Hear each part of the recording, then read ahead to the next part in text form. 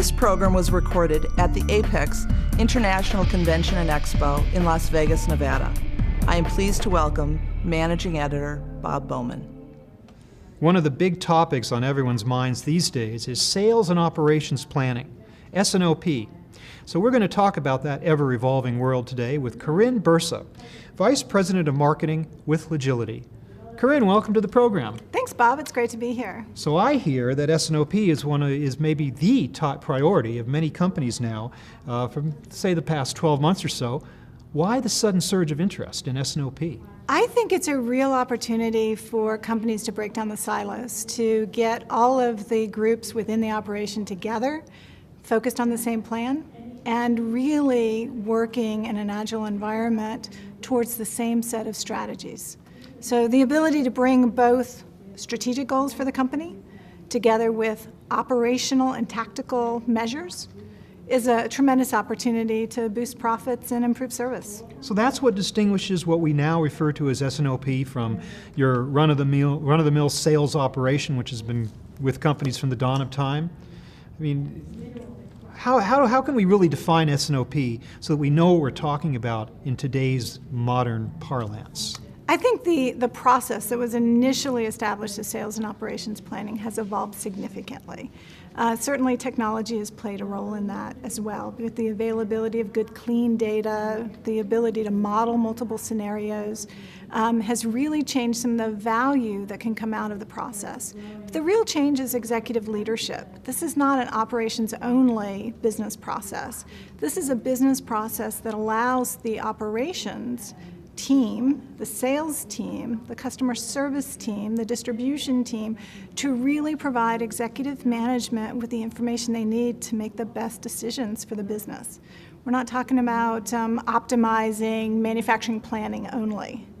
We're talking about taking the business in its full context with its strategic goals and optimizing the best set of capabilities to meet some specific strategic goals for the business.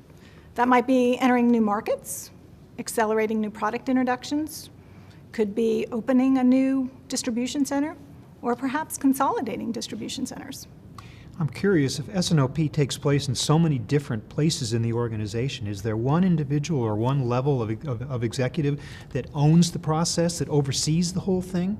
How do you do that? It's a great question. There has to be. There has to be an executive leader to make the process effective, because it really is 60% process, 30% data, and probably only 10% technology. It's an important 10%, but there really has to be a process champion that their goal is to drive the best visibility for the business.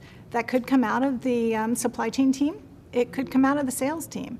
It could be your CEO. It all depends on the culture and the business that you're serving.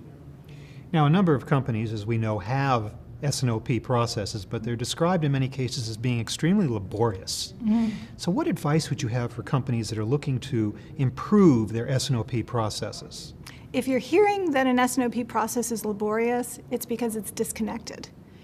With the technology that's available in the marketplace today, technology from companies like mine, Logility, what we do is help to really streamline that data gathering process and aligning that time phase view of the business. So you're not arguing about where the manufacturing data came from. You're not arguing about where the sales forecast came from. You bring all of that data together in one comprehensive time phased plan in an environment that allows you to model multiple scenarios. Because your goal is to come together as an executive team and make the best possible decisions with the information available. You can only do that in a comprehensive planning environment. If you're hearing laborious, it's because they're trying to do it in spreadsheets. S&OP cannot be done effectively or efficiently in spreadsheets. And spreadsheets probably within the walls of siloed organizations. Absolutely. They're not actually communicating with each other as they do it, so you're having the process being repeated again and again and again, not all simultaneously, not sharing information. You're right on, spot on, spot on.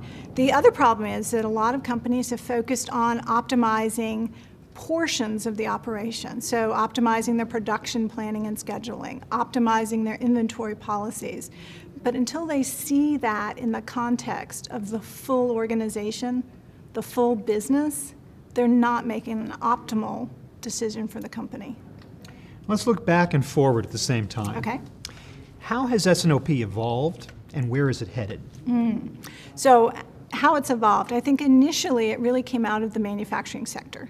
I think the manufacturing organization within a company that was very focused on efficient production of product given a set of sales forecast capabilities.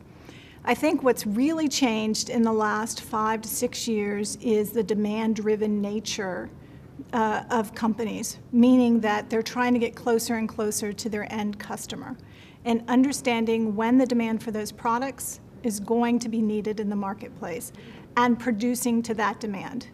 You know, in reality, that may mean that you're not producing at 100% capacity.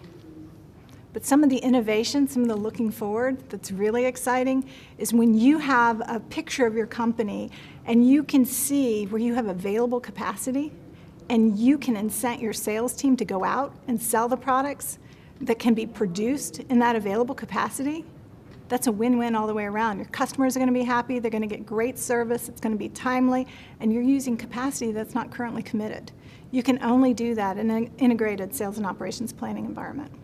Producing to capacity is an old metric, isn't it, in many ways? I mean, making maximum use of your manufacturing capacity, whether or not the demand is there, has been something that companies have been doing for years. And I guess you're saying that S&OP helps to take you away from that metric into something more closely reflecting what the customer is actually producing to buying. demand. So is S&OP, is it essential, in order to have a formal S&OP process, you have to have that really good access or visibility to the demand signal?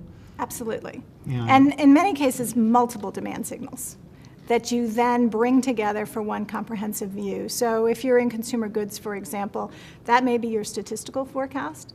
You may combine some point of sale information for some of your most important customers, and you might purchase some syndicated data. Your goal is to really get a feel for what the total market view, what's possible, what does the market want to buy for my basket of goods? And then from there, drive down to some very specific demand patterns at a SKU level so that you understand what that is. Now, the sales and operations planning process is probably most effectively managed at a product family level, so that you're looking at kind of broad trends in the market, what you can satisfy, what you can deliver to the marketplace. Not drilling down to individual SKUs or anything like that. You'll want to do that where you see problems, where you see anomalies, where you see challenges. And that's one of the things so great about doing it in a comprehensive solution is you have that ability to get granular, but you also have the ability to kind of pull back and look at those broad trends for your business. Okay, so the future part, where is it headed? How is this whole thing going to evolve? I think it's very exciting. What we're seeing with some of our most progressive customers is that they're getting more and more exception-based. So when they get a great monthly process in place that brings together a demand consensus, a supply consensus, the financial teams, and we're able to look at our plan in the context of the whole.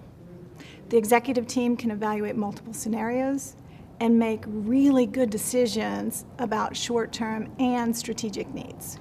Now, where are we going from there is now we're exception-based. We have everything modeled inside a comprehensive system, which means I can now alert you, Bob, when a change takes place, when I'm outside of a tolerance level, when my sales exceed my expectation, or when I have a manufacturing problem or a sourcing problem. I can notify you immediately that we're going to have a disconnect. We're out of sync. Could be good news, could be bad news, but the whole goal is it's proactive. And you know, preventing a late order is a heck of a lot nicer than reporting a late order. Well, Karin, thank you so much for sharing with us the benefits and the direction of real S&OP. My pleasure. So I've been talking to Karin Bursa of Logility about sales and operations planning. Thank you very much for watching.